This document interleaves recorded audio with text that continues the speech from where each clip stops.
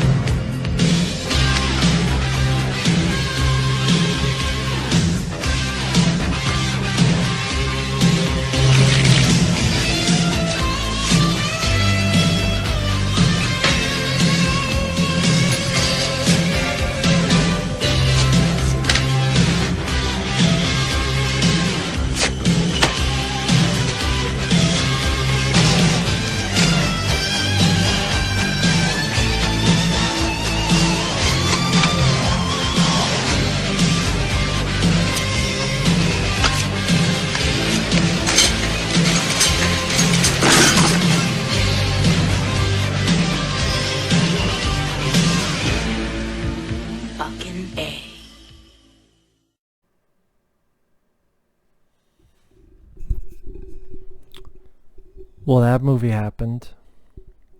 And the movie I'm talking about is Bloodshot, the new Vin Diesel film based on a comic book, Valiant comic book. I don't know much about the source material. This movie, it's not that it's bad, it's just so painfully average, mediocre, that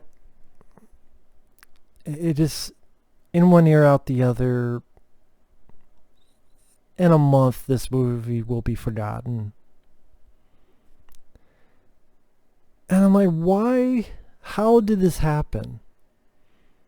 It might be because the director, Dave Wilson, has never directed a live action film before. In fact, he hasn't really directed a film before. He is a visual effects guy who did the cinematic trailer director of Mass Effect 2. He was the cinematic trailer director for Star Wars The Force Unleashed 2. The cinematic trailer director of Star Wars The Old Republic. Cinematic trailer director of BioShock Infinite.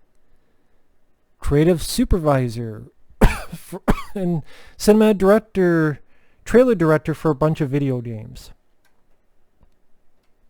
So this is a guy who never directed a live action film before. This is a guy who apparently at one point the guys who did the John Wick films were going to do Bloodshot. Wow. I bet the studio wishes that was the case now. I do. Vin Diesel, I like. But when you look at action heroes, he has one of the worst track records. Real quickly, I like some of the Fast and Furious films. I like the first Triple X. It says something when The Pacifier is one of his better movies. On the flip side, you got Babylon AD. Well, Pitch Black is good. Pitch Black is good. But then you got Babylon AD, Riddick, which was extremely disappointing, Triple X, The Return of Xander Cage, which was a lame-ass... It was more Fast and Furious than Triple X. About family and having a team together. Why are you turning Triple X into a Fast and the Furious, Vin Diesel? Babylon AD, I saw in the theater and I was bored. The Last Witch Hunter, which Vin Diesel wants to do a sequel, even though that film bombed and no one liked it. But he wants to do a sequel to The Last Witch Hunter. This movie, like this guy, I don't know, what is Vin Diesel doing? Did he just pick lame scripts, or just turns them into generic crap? What is Vin Diesel doing? And then when I look at the pantheon of action heroes, there's not many that have worse track records than Vin Diesel, even though I like the guy. And Vin Diesel's not bad in the film. Guy Pearce, who's the main villain, is not bad in the film. The very few action scenes, they're not bad. You saw them all in the trailer. The big plot twist they gave away in the trailer. There's nothing really to the story. Now that if you watch the trailer and you know that twist, there's really nothing to the story anymore. The movie just plays off as a wannabe Universal Soldier movie.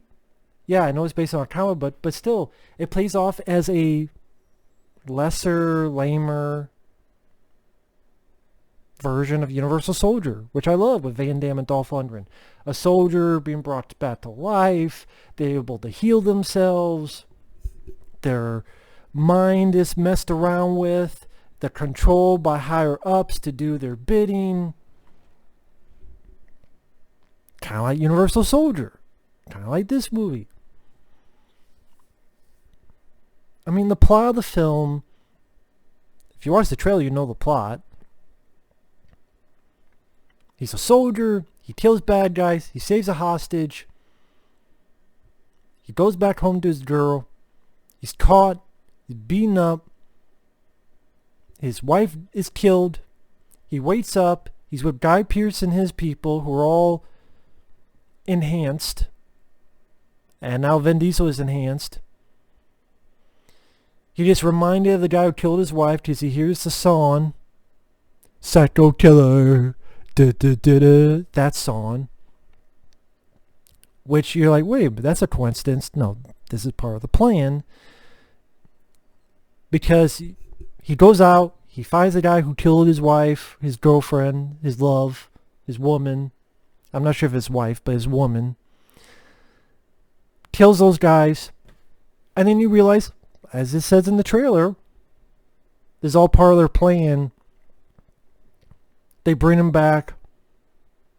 They mess around with his memory. They reprogram him to do the same thing again, only they change the face of the killer. And they use him for targets. We don't kill this person, mess with his memory. Now this guy killed his woman. Now this guy did it. And use him as an assassin. 40 minutes or so, you get to the scene that's the big part of the trailer, in the tunnel. And most of it you saw. He does the fuck you slam down. He does the drop kick. He throws people around. It's a fun scene that I saw all in the trailer. He just, his face blasted. He turns back, he shoots. Again, you saw it all in the trailer.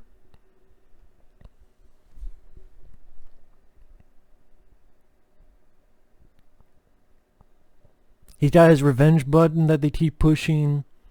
Redo. Different victim. He goes in, fights those guys. This director, either this is a film because it's rated PG-13 and it should have been rated R. Easily should have. A, this feels like a movie that's edited for television. It feels like stuff's missing. Or B, it's just a very poorly edited film. Because the way the action scenes happen, it seems like things happen a bit too quick editing-wise. Like, they cut away too quick. So I don't know if this is a film that was meant to be R-rated, or this is a film that like, oh, snap, crackle, and pop. Let's just cut stuff. Or the director, he hasn't handled live-action films, and this is just his piss-poor attempt. I don't know. But it feels like there's stuff missing. And so the action scenes are not that fulfilling. Again, you think of a film called Bloodshot, and the success of R-rated films like Logan, the Deadpool films, Joker was rated R, humongously successful. You think, no, they weren't PG-13. And movies not going to do that well, I almost guarantee. Because if it's not Fast and Furious, Vin Diesel's films don't do well. Sorry, they don't. Last Witch Hunter didn't do well. Babylon AD flopped. Triple X Returns and Cage, the only money it made was overseas. In China.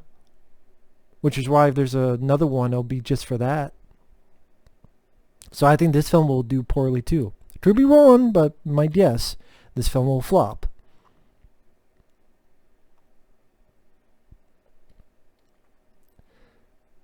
And so he's on his other mission. This one guy stops him, but then you realize he's a good guy and he's helping Vin Diesel to reprogram him, like get him away from the system. And then even then, like, there's not much to the movie other than that. He's chased by one of Guy Pearce's guys who's got robot legs. He gets caught. I forget the character's name. The guy who's helping him. Sort of a hacker guy. African-American hacker guy. He goes in, helps Vin Diesel. This girl who's part of Guy Pearce's crew, she knows this is wrong, so she's helping Vin Diesel. They get Vin Diesel out, wake him up. Vin Diesel has that scene that you see in the trailer where he fights the wannabe Doc Ock.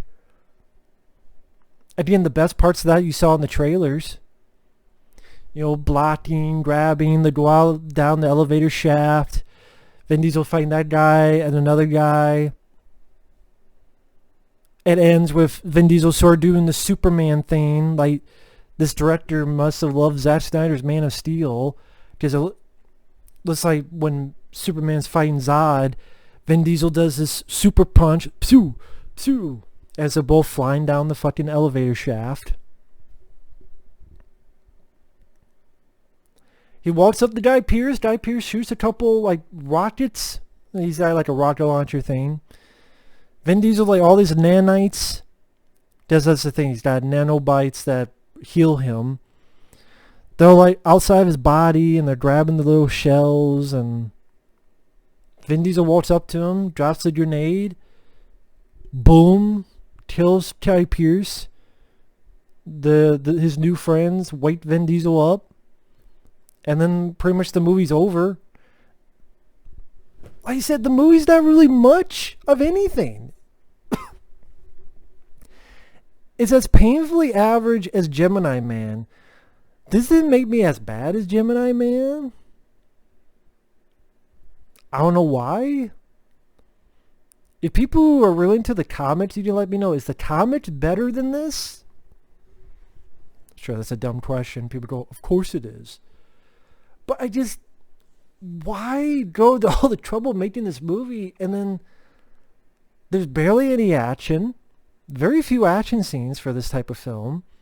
The story, the surprise twist is in the movie, in the trailer, so when you're watching the film, you're like, what? You know everything. No surprises.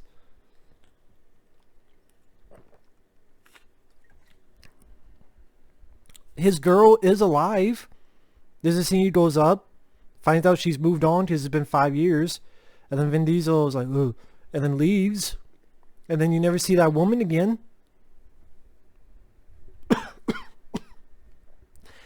The few action scenes with Vin Diesel, is that really much? He'll get shot. And that's the thing, if you're making a film where the character is dealing with resuscitation and reanimation of skin, shouldn't that not be an R-rated type of film? So you can really get into, oh, he got his finger cut off, he got his arm off, he got his leg off, oh shit, here's another gory part. Great, you could say, well, what about Wolverine in the early X-Men films? Yeah. But Wolverine, people even said Wolverine should have been rated R. Which is funny that the most successful Wolverine film was the R-rated one, Logan. Go figure. And the best one of the three was Logan. Go figure. A big portion of that was because it was rated R. Not the only, but one of the big portions of it. Again, a concept of these nanobites resuscitate and reanimate your skin, heal you. Why would that not be in an R-rated material for a movie? Oh shit, the fingers got blown off. The closest they get is when the face goes off. Which part of me is like, I'm a bit surprised I got away with PG-13, but maybe because the whole fucking tunnel is dimmed in a lighting scheme, it kind of hides it a bit. Maybe that's how. and there's not much other points of that. But again, the movie's just run-of-the-mill, been there, done that, in one ear, out the other, bleh, meh, thank you, feh type of movie. Like Gemini Man. Both films that should have been so much more, could have been so much more, but then I didn't throw out direct-to-video films back in the day. Go watch a Jeff Speakman film called Daily Outbreak. Go watch a Mark DeCosta's film called Drive. Go watch, hell, a Jeff Speakman film called Land of the Free. Go watch a Jeff Wincott film called Last Man Standing. Go watch a Derry Daniels film called Riot. These are multiple films that went direct to video, some by PM Entertainment, others by other studios. They're insane action and set pieces and a multiple amount of action and all this stuff, and such a much lower budget than this. And I go, why? Just watch the trailers to Riot with Derry Daniels, Last Man Standing with Jeff Wincott. Not the one with Bruce Willis, which I liked also, but I'm talking about the Jeff Wincott Last Man Standing. Drive with Mark DeCosta. Land of the Free or Daily Outbreak or such with Jeff Speakman. Go watch these trailers to these movies and you see the multiple amount of stuff. Practical. Real stunt people. Real people. Yes, when you go see an action film, God forbid, you want to see action. Because the story isn't much, because the big twist is given away. The other characters, the villain, Guy Pearce, I liked it, Guy Pearce, but there's nothing to his villain. His reason for doing this? I don't know. It's not like Guy Pearce's villain is going to be someone you remember a day after. Run-of-the-mill. Run-of-the-mill is a lot of what this movie is. Like Triple X Return of Xander Cage was. Like, I don't know what Vin Diesel is doing, man. Again, I can't say this made me angry on the level of Doolittle. I think of movies this year. And The Grudge. But goddamn, man, this is just really... I actually didn't mind the trailer. Sure, no, because trailers give away everything nowadays. But you hope for a bit more. Or like, okay, fine, you give away the movie. Let me see it all the way through.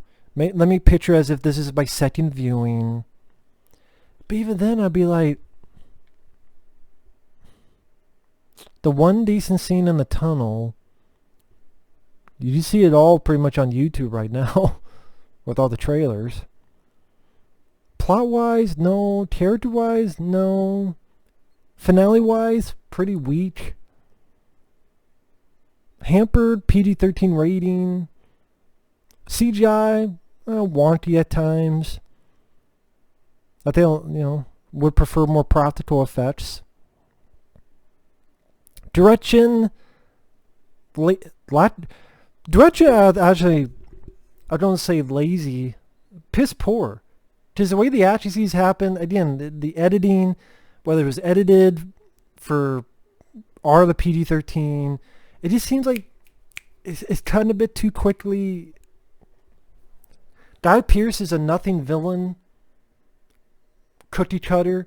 Cookie cutter is the perfect way to explain this movie. Cookie cutter film. It's a cookie cutter. Yeah. Cookie motherfucker. Put the cookie down now. Fucking more action and all the way than this. Cookie cutter motherfucker. Sorry, I'm talking weird. I got cut on my tongue. But fuck, man. Come on now. Just ridiculous. But anyway, that's all I can say. Thanks for watching. Take care. Maybe people will like it more than me. There are people who like Gemini Man. and I didn't. There are people like, hey, Gemini Man's pretty good. I'm like, if you say so, I mean, it's cool if you liked it. I think it's very generic and boring and not much action, and the twist was given away in the movie. I mean, again, there are people like Gemini Man. I didn't. Maybe you'll like this more than me. I mean, I don't know, if you see these on Netflix or direct-to-video, VOD,